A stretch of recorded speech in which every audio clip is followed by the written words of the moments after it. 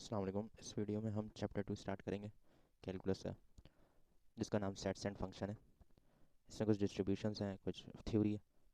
Real numbers पहले भी discuss हो चुके हैं पिछले चैप्टर में। ये कॉम्प्लेक्स नंबर, रियल नंबर और इमेजिनरी नंबर का जो है ना कॉम्बिनेशन होता है कॉम्प्लेक्स नंबर। हम रियल नंबर्स को हम यहाँ पे रियल नंबर्स देखेंगे सिर्फ, कॉम्प्लेक्स नंबर को एक साइड में रख देंगे और इसको हिसाब से करेंगे। इसमें रियल नंबर्स में दो इरेशनल और रैशनल होते हैं। सही है, रैशनल वो होते हैं जिनके जवाब या तो रिपीटिंग हो जाए फ्रैक्शन के अंदर, और इरेशनल जो अंडर रूट 2 अंडर रूट 3 पाए और ये सारी जो वैल्यूज़ होती है ना, ये इरेशनल वैल्यूज़ होती हैं और ये रैशनल नंबर्स होते हैं।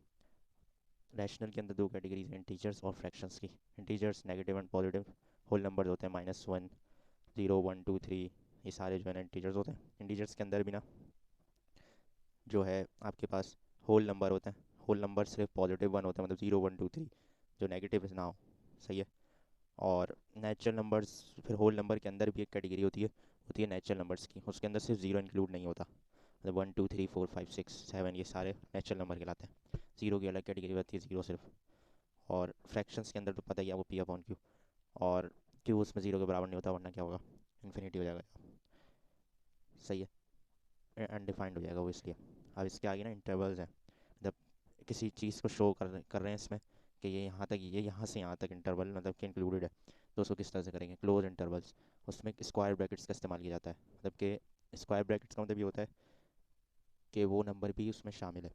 मतलब 1 3 जैसे यहाँ पे लिखा हुआ है और स्क्वायर ब्रैकेट लगा हुआ है, तो स्क्वायर ब्रैकेट का मतलब हुआ कि 1 और 3 आर इंक्लूडेड। सही है। अब यहाँ पे जो रिप्रेजेंटेशन की है ये इस तरह से कि 1 और 3 है, तो यहाँ पे डॉट नहीं लगाया बल्कि इसको डार्क कर दिया कि 1 और 3 भी यहाँ पे इंक्लूडेड है। ठीक है। इसी के अपोजिट ओपन इंटरवल है, उसमें राउंड ब्रैकेट यूज़ होते हैं। और उसमें क्या होता है कि वन और मतलब कि जो नंबर ब्रैकेट के साथ लिखे होंगे वो इंक्लूडेड नहीं होंगे, उसके अंदर जो उसके बीच में होंगे ना, 1 और 3 के बीच में, 2 वो इंक्लूडेड है, 1 और 3 इंक्लूडेड नहीं है। सही है। इसलिए यहाँ पे ये चीज़ मैं पिछली वीडियो में बता चुका हूँ। ये नीचे इक्वल्स 2 और ये तभी आता है जब 1 और 3 इंक्लूडेड हो, मतलब यहाँ पे यहाँ वाला नंबर इंक्लूडेड हो, मतलब एक्स की वैल्यू 1 से लेके 3 तक हो। लेकिन यहाँ पे एक्स की वैल्यू सिर्फ 2 पे ये वैल्यू देगा, 1 और 3 आर नॉट इंक्लूडेड, इसलिए हमने यहाँ पे होल्स बनाए। सीधा सेमी ओपन इंटरवल एक ही काइंड, उसमें दोनों का कॉम्बिनेशन आ जाता है, मतलब कि वो शुरू में 1 इंक्लूडेड नहीं है और 3 इसमें इंक्लूडेड है, मतलब 2 और 3 वैल्यूज़ इंक्लूडेड है, मतलब वो एक्स की वैल्यू देंगे, उस पर आएगी वैल्यू। तो इसमें हमने 1 पे होल्ड किया और 3 पे डार्क कर दिया, इसलिए। ठीक है। आगे एक और चीज़ है कि यहाँ पे लिखा हुआ है सेमी क्लोज इंटरवल्स। आगे यहाँ पे लिखा हुआ है सेमी क्लोज इंटरवल। इसके अंदर दो कॉम्बिनेशन होता है स्क्वायर राउंड ब्रैकेट का, मतलब कि ये क्लोज लिख रहे हैं कि शुरू में 1 इंक्लूडेड है, वो क्लोज है, और 3 राउंड है। 1 इंक्लूडेड है और 3 नॉट इंक्लूडेड है। 1 के नीचे इक्वल्स टू लगाया और 3 के नीचे नहीं लगाया क्योंकि 3 इंक्लूडेड नहीं है, और यहाँ पे इसलिए होल किया और 1 पे डार्क कर दिया। आगे जो टॉपिक है ना हमारा सोल्यूशन ऑफ इनइक्वालिटीज़, उसको किस तरह से करते हैं। सबसे पहले उसमें एक है रैशनल इनइक्वालिटीज़। तो उसके अंदर पहली एक एग्जाम्पल हम देख लेंगे ताकि उसको सोल्यूशन किस तरह किया जाता है वो हमें पता लग जाएगा। इसमें ना क्रिटिकल पॉइंट्स निकालते हैं, मतलब ऊपर और नीचे जो नोमिनेटर और डिनोमिनेटर में जो होते हैं ना एक्सप्रेशंस, उसको उसमें इक्वल्स टू जीरो ले लेते हैं हम इसके अंदर। सही है। तो इस तरह हमारे पास ना कुछ वेरी मतलब कि कुछ वो आ जाते हैं रिलेशन, और उससे पता लग जाता है, हम इंटरवल्स आ जाते हैं, तो उससे हमें जो है ना हम उसको टेस्ट करते हैं और इससे पता, और उसमें मतलब कि पुट करके चेक करते हैं कि ये इंटरवल्स मतलब कि सेटिस्फाई कर रहे हैं कि नहीं कर रहे हैं। अगर कर रहे होते हैं तो एक्स की वैल्यूज़ में शामिल होते हैं, मतलब वो इंटरवल्स पे जाओ, मतलब कि वो एक्स जो इनइक्वालिटी होती है वो जवाब देती है, मतलब आंसर देती है। सही है। तो क्रिटिकल पॉइंट्स निकालेंगे, x-2 जीरो के बराबर, x+4 इक्वल्स टू जीरो के बराबर। ठीक है। अब हमारे पास ना दो वो आ गए, 2 और -4। अब इससे हम कितने इंटरवल बना सकते हैं, इससे हमने 3 इंटरवल बनाए, -इन्फिनिटी -4 -4 2 2 प्लस पॉजिटिव इन्फिनिटी। ये 3 इंटरवल्स बनेंगे। फिर हम इसको ना यहाँ पे इस तरह से लिखेंगे, टेस्ट इंटरवल्स, टेस्ट पॉइंट्स और रिजल्ट। टेस्ट पॉइंट्स हैं, इनके दरमियान में जो नंबर होंगे इनमें ले लेंगे। और अभी यहाँ पे सिर्फ हम राउंड ब्रैकेट ही यूज़ करेंगे क्योंकि हमें पता नहीं है, कि बस हमने ये एक अजम्पशन की है कि इसके दरमियान की वैल्यूज़ ली हैं, और इसकी दरमियान की 2 और इन्फिनिटी नहीं इंक्लूड। लेकिन हम जब पता चल जाएगा हमें कि ये पॉइंट 2 -4 इंक्लूड है कि नहीं है, तो फिर हम जब सोल्यूशन सेट लिखेंगे ना, तो उसमें ये चीज़ क्लियर, मतलब कि राउंड ब्रैकेट और क्लोज ब्रैकेट यूज़ करेंगे फिर, मतलब उसमें क्लियर कर देंगे। -इन्फिनिटी, -4 में एक पॉइंट आएगा -5 ले लेंगे हम, मतलब फॉरन जो आसान पॉइंट उसमें ले लें, ताकि इनमें के दरमियान का कोई पॉइंट ले लें बस। -4 2 में सबसे आसान पॉइंट 0 है क्योंकि 0 बीच में आ रहा होता है। 2 पॉजिटिव इन्फिनिटी में 3 ले लिया हमने, और यहाँ पे क्रिटिकल पॉइंट 1 2 है, 1 2 माइनस दूसरा पॉइंट -4 है। तो हम वैल्यूज़ -5 के लिए, 0 के लिए, 3 के लिए, 2 के लिए, 4 के लिए देखेंगे कि वो सेटिस्फाई कर रहे हैं कि नहीं कर रहे हैं कंडीशन के अंदर।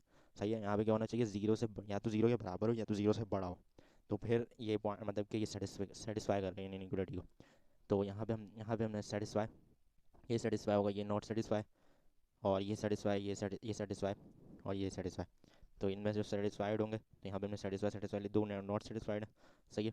तो हमने फिर यहाँ पे जो सोल्यूशन सेट लिखेंगे उस हिसाब से लिखेंगे, जो सेटिस्फाई है वो पॉइंट्स लिखेंगे, ये तीनों, ये सॉरी ये दोनों लिखेंगे, और ये सेटिस्फाई और मतलब टू सेटिस्फाई है तो उसकी इसके साथ राउंड वो क्लोज ब्रैकेट लगाएंगे कि ये क्योंकि इंक्लूडेड है, और यहाँ पे -4 इंक्लूडेड नहीं है तो इसके साथ राउंड ब्रैकेट लगाएंगे। यहाँ सोल्यूशन सेट ये रहा, -∞, -4, 2, इन्फिनिटी, सोल्यूशन सेट -∞, -4 यूनिटी, और ये यूनियन सॉरी, और ये क्लोज ब्रैकेट 2, इन्फिनिटी, और राउंड इन्फिनिटी के साथ तो राउंड लगाते हैं, क्लोज लगा नहीं सकते, इन्फिनिटी इंक्लूडेड नहीं हो सकता।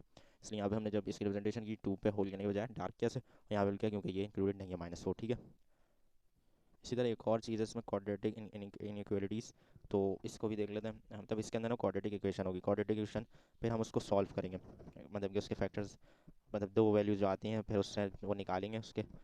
तो यहाँ पे वही सॉल्यूशन किया हमने, उसके बाद दो वैल्यूज़ आ गई हमारे पास x और 3, वही हमने फिर पॉइंट्स बनाए इसके। सही है। और फिर वही पॉइंट्स उस हिसाब से लिए जिस तरह पिछले उसमें लिए, और फिर उसी को फिर टेस्ट किया, उसको टेस्ट किया। सही है। तो यहाँ पे जीरो कंडीशन थी, मतलब जीरो लेस देन जीरो और इक्वल्स टू जीरो। सही है। तो ये answer should be -∞, zero, zero के साथ राउंड ब्रैकेट वो क्लोज ब्रैकेट से लगा कि जीरो इंक्लूडेड है, क्योंकि यहाँ पे नीचे इक्वल्स टू लगा हुआ है। तो यहाँ पे ये होगा। फिर उसके बाद हमने मतलब सेटिस्फाई कर रहे हैं कि नहीं कर रहे हैं वो चेक किया, और फिर हमारे पास ये सेटिस्फाई है, ये दो सेटिस्फाई, मतलब क्रिटिकल पॉइंट दोनों सेटिस्फाई कर गए। तो ये दो नॉन सेटिस्फाई थे, तो हमारे पास ये -2, 3 सिर्फ एक पॉइंट था, और लेकिन -2 और 3 दोनों सेटिस्फाई कर रहे थे, तो इसलिए इसको क्लोज ब्रैकेट के अंदर बंद कर दिया हमने सोल्यूशन सेट के अंदर। यहाँ पे कुछ रिप्रेजेंटेशन है वेन डायग्राम के जरिए, मतलब कि वेन डायग्राम में किस तरह इस चीज़ को रिप्रेजेंट करेंगे, मतलब इस रिलेशन को। ए यूनियन बी का होल कॉम्प्लीमेंट है, तो ए यूनियन बी मतलब कि ये और ये दो जो ए और बी हैं, ये दोनों सेट्स, ये ए यूनियन बी, और होल कॉम्प्लीमेंट का मतलब होता है कि यूनिवर्सल सेट से माइनस कर दिया जाए इसको। तो यूनिवर्सल सेट में अब ए और बी तो माइनस कर दिए, ए यूनियन बी माइनस कर दिए, तो जो बाहर जो होगा ना वही सिर्फ बचेगा, तो उसको फिर हम शेड कर देंगे। जैसे ए इंटरसेक्शन बी का होल कॉम्प्लीमेंट का मतलब है कि U minus A intersection B. A intersection B जो है ना, ये मिडिल पॉइंट होता है, ये वाला हिस्सा। ठीक है। तो ये वाला हिस्सा माइनस कर देंगे, बाकी सारा इंक्लूड होगा। ठीक है। ये दोनों जो सेम शेयर कर रहे हैं ना, ये दोनों, ये वाला पार्ट होता है ए इंटरसेक्शन बी। तो हम सिर्फ इसको इसको छोड़ देंगे, बाकी सबको शेड कर देंगे। अगली एग्जांपल है ए माइनस बी यूनियन सी। तो बी यूनियन सी होता है, ये पार्ट बी यूनियन सी है, मतलब ये पूरा बी और ये सी। सही है। अब ए में से माइनस हो रहा है बी यूनियन सी। सही है। तो पहले ए लिखा हुआ है, तो ए के जो एलिमेंट्स मतलब कि बी यूनियन ए में जो कॉमन होंगे इन दोनों में वो कट जाएंगे, और लिखाएंगे किसके, ए के, क्योंकि ए पहले लिखा हुआ है। तो ए के लिखाएंगे, तो इसलिए ए में जो बचेंगे वो ए इसलिए शेड कर दिया हमने यहाँ पे। अगली एग्जाम्पल, तो B minus A union C.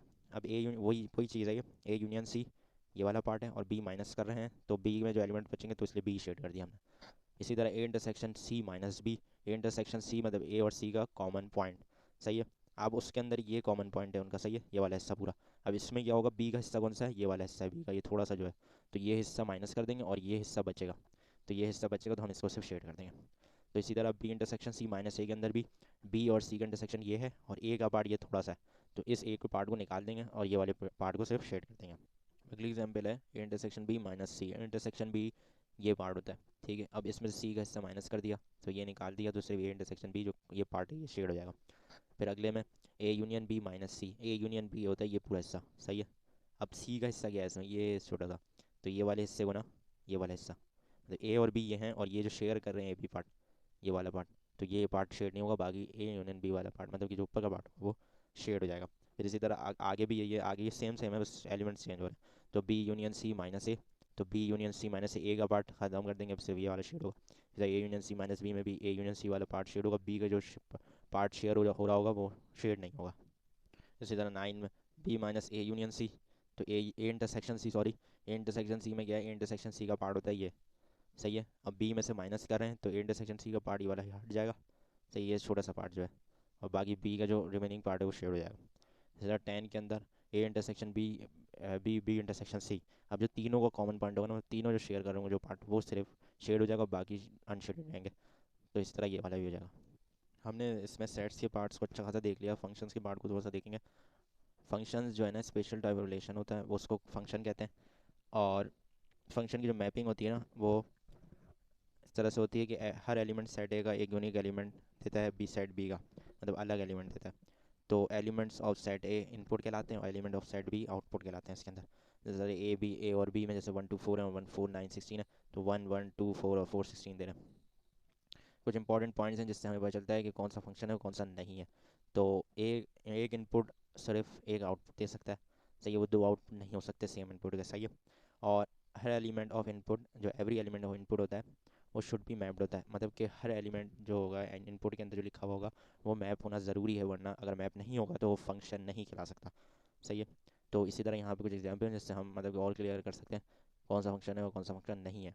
तो ये फंक्शन 1 2 3, अब ये हर इनपुट जो है ना वो एक ही आउटपुट दे रहा है, तो ये फंक्शन है। और कोई भी एलिमेंट इसमें छुटा हुआ नहीं, मतलब लीव नहीं किया। तो अब ये क्या है, यहाँ पे लगा लेते हैं, यहाँ पे बताऊँ क्या किया, एक इनपुट से दो आउटपुट जा रहे हैं, तो वो फंक्शन इस वजह से नहीं हो सकता, ठीक है। और एक और बात कि आउटपुट में एलिमेंट्स मतलब कि छोड़े जा सकते हैं, मतलब इसमें बी में जो है ना वो आउटपुट है, तो उसमें छोड़े जा सकते हैं, लेकिन इनपुट में कोई मैप के बगैर नहीं छोड़ा जा सकता। तो अगर छोड़ मतलब कि अगर लीव करेंगे तो वो फिर फंक्शन नहीं कहलाएगा, सही है। तो यहाँ पे 1 2 3 4, अब यहाँ पे क्या किया, 4 छोड़ दिया, मैप नहीं किया, तो ये नॉट अ फंक्शन है सीधा सीधा। और यहाँ पे भी यहाँ पे मैपिंग की गई है, तो यहाँ पे ये सही है, लेकिन यहाँ पे अगर सी छोड़ा है तो ये इससे कोई फ़र्क नहीं पड़ता, तो ये फंक्शन ही कराएगा। डोमेन क्या होती है, डोमेन जो है ना वो सेट ए के एलिमेंट्स होते हैं, मतलब इनपुट के। और को डोमेन मतलब कि सेट बी के जो एलिमेंट्स होते हैं वो को डोमेन कहलाते हैं हमारे यहाँ। और रेंज जो है ना वो एलिमेंट्स होते हैं सेट बी के, मतलब आउटपुट के जो मैप्ड होते हैं, मतलब कि जो नई मैप है उनको हटा के जो वो रेंज कहलाएगी जो मैप्ड है मतलब इनपुट से। और फिर इसमें टाइप्स ऑफ फंक्शन है, कुछ वन वन फंक्शन है, उसमें इंजेक्शन भी कहते हैं।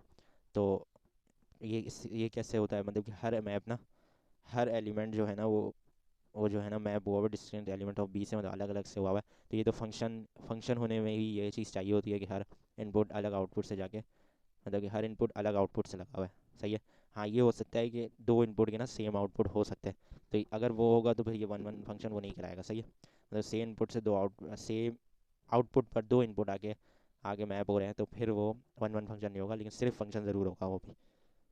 अगली जो टाइप है हमारे पास ऑन टू फंक्शन को सब्जेक्टिव फंक्शन भी कहते हैं। सब्जेक्टिव फंक्शन में जो है ना रेंज जो होती है ना उसके कोड डोमेन के बराबर होती है, मतलब कोड डोमेन क्या होता है, एलिमेंट्स ऑफ, यहाँ पे मैंने बताया elements of set B codomain की आती है।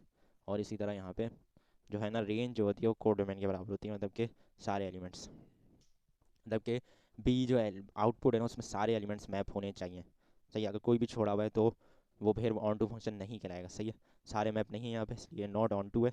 हाँ फंक्शन ज़रूर है मगर नॉट ऑन टू है, सही है। ये ऑन टू है, ये ऑन टू फंक्शन है, सही है। इसी तरह बाइजेक्टिव फंक्शन, तो बाइजेक्टिव फंक्शन के अंदर ये होता है कि दोनों सेटिस्फाई होने चाहिए, मतलब वन वन भी और ऑन टू भी, तभी वो बाइजेक्टिव फंक्शन कहलाएगा। भले से वो सिर्फ ऑन वन हो सिर्फ ऑन टू हो, वो नहीं, लेकिन दोनों अगर सेटिस्फाई, मतलब फंक्शन भी हो वन वन भी हो और ऑन टू भी हो, तो वो बाइजेक्टिव फंक्शन कहलाएगा।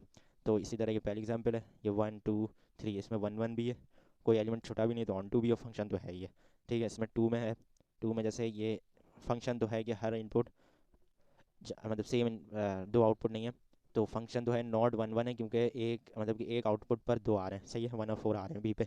तो ऑन टू है, ऑन टू क्योंकि बी में कोई एलिमेंट छोड़े नहीं, तो ऑन टू है। तो लेकिन एक सेटिस्फाई नहीं होगा तो बाइजेक्टिव नहीं कहलाएगा ये। जैसे थर्ड एग्जाम्पल में 1 2 3 A B C D, तो 1 2 3 1 से बी जा, 2 से ए और 3 से सी, वन वन है, फंक्शन तो है ही, और ऑन टू नहीं है क्योंकि एलिमेंट एक छोड़ दिया बी के अंदर, तो इसलिए ये बाइजेक्टिव भी नहीं हो सकता। इस वीडियो में यहीं तक, अगली वीडियो में हम आगे डिस्कस करेंगे, जब तक के लिए अल्लाह हाफ़िज़।